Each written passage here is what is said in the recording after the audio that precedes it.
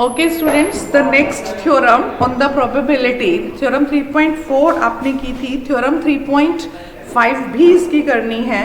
ठीक है, इसमें हमने जो है थ्योरम 3.4 के दोनों पार्ट्स आपको बोला था आपने करने हैं। थ्योरम 3.5 में भी दो पार्ट्स हैं, दोनों आपको करने हैं। What theorem 3.5 says, if B is a subset of A, if B is a subset of A, then you have to prove that probability of A intersection B bar is equal to probability of A minus probability of B।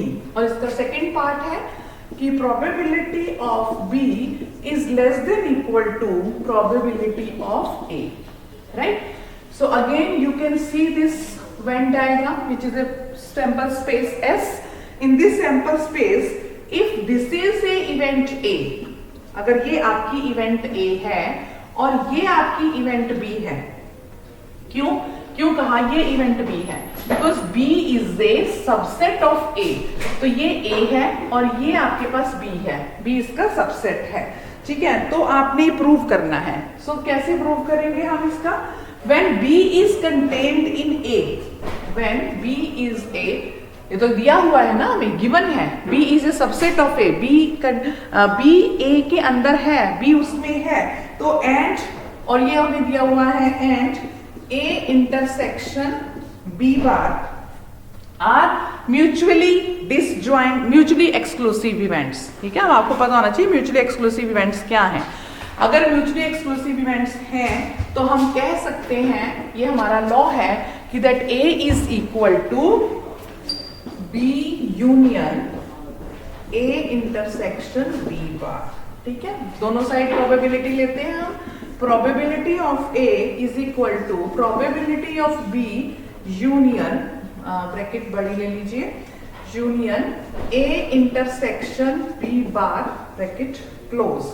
ठीक है, तो इसका क्या मतलब हुआ? This is probability of B plus probability of A intersection B bar. ठीक है, ये आपके पास क्या है? Probability of A। तो यहां से आप निकाल लीजिए, probability of A bar is equal to probability of A minus probability of B। ठीक है, इस तरह से आपने एक्सियम्स लगा के, अप्रोचेस लगा के ये करना है। इसका सेकेंड पार्ट भी इसी तरह से कर लेना है। ठीक है, प्रोबेबिलिटी का थ्योरम के 3.5 के दोनों पार्ट्स करने हैं। ओके, उसके बाद है हमारे पास addition theorem of probability, addition theorem of probability. Now addition theorem of probability क्या है? What addition theorem of probability says? ठीक है, this is very important theorem, again theorem 3.9.1 page 3.32। If A and B are any two events, ठीक है, and are डिसजॉइंट्स, अगर A और B दो events हैं और दोनों डिसजॉइंट हैं, so you can say that probability of A union B is equal to probability of A plus probability of B minus probability of A intersection B. This is your addition law of probability, addition theorem of probability, and this is very very important theorem। हर जगह पर ये use होगी कि probability A union B, probability A की plus probability B की minus दोनों का intersection, ये आप देखोगे हर जगह पे यूज होगी। ठीक है, तो अब इसको भी आपने वेन डायग्राम, ये इसका प्रूफ भी आ सकता है पेपर में। ठीक है, तो इसको भी वेन डायग्राम की हेल्प से आप इसको बनाएं। मान लो एक इवेंट को आप A कहते हो और एक इवेंट को आप B कहते हो। मान लो ये मेरा सैंपल स्पेस है S, ठीक है, और इस S में ये मेरे पास है A, प्रोबेबिलिटी है, मतलब जो इवेंट है मेरे पास A है, और ये मेरे पास जो इवेंट है, this is my event B। ठीक है, दिस इज माय, एग्जाम में भी आपने वेन डायग्राम बना के दिखाना है। ठीक है, this is my A, this is my B। तो ये पोर्शन क्या कहलाएगा? तो A complement A intersection B। ठीक है, ये आपके पास क्या पोर्शन कहलाएगा? A इंटरसेक्शन B कॉम्प्लीमेंट, और ये जो कॉमन है this is your A intersection B। ये दोनों का यही है। आपको पता होना चाहिए A क्या है, A बार क्या है, B क्या है, B बार क्या है, उनका इंटरसेक्शन कैसे है, यूनियन क्या है, तभी आपको ये डायग्राम्स समझ में आएंगे। अब अगर ये डायग्राम क्लियर है तो आप आराम से बना सकते हो। कैसे? वेन डायग्राम से हमें पता चल रहा है from the Venn diagram A union B is equal to A union A intersection B। ठीक है, वेयर दिस एंड दिस, ये वाली भी और ये वाली भी दोनों डिसजॉइंट इवेंट्स हैं। ठीक है, दोनों म्यूचुअली डिसजॉइंट्स हैं। ठीक है, तो अब दोनों साइड पे अगर आप प्रोबेबिलिटी ले लोगे, probability of A union B is equal to probability of A union A bar intersection B। ठीक है, इसको आप खोलोगे तो प्रोबेबिलिटी ऑफ A प्लस, यहाँ प्लस हो गया ना, probability of A plus probability of A bar intersection B। ठीक है, probability of A plus probability of A bar intersection B, ये आपके पास आ गया।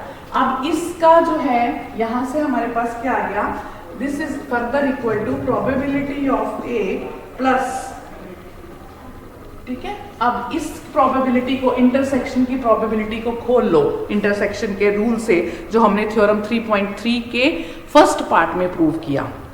वो रिजल्ट्स हैं जो आपने theorem 1, theorem 2, theorem 3, theorem 4, theorem 5 में रिजल्ट्स प्रूव किया ना, उन्हें अप्लाई करना होता है। तो थ्योरम 3.3 के फर्स्ट पार्ट में से अगर हम देखें तो हम इसको निकाल सकते हैं। तो इसका क्या मतलब बनता है, probability of A plus probability of B minus probability of A intersection B। ठीक है, ये मैंने कहां से रिजल्ट लिया, इसका, this is equal to this from 3.3 first part, right. तो अब आपके पास क्या बना ये, फिर अगर आप इसको, अब इस रिजल्ट को आप यहां पर पुट कर लेते हो A इंटरसेक्शन B में, इस रिजल्ट को पुट कर लेते हो और आप खोल लेते हो तो आपके पास ये रिजल्ट आ जाता है। ठीक है, so this is your addition theorem of probability.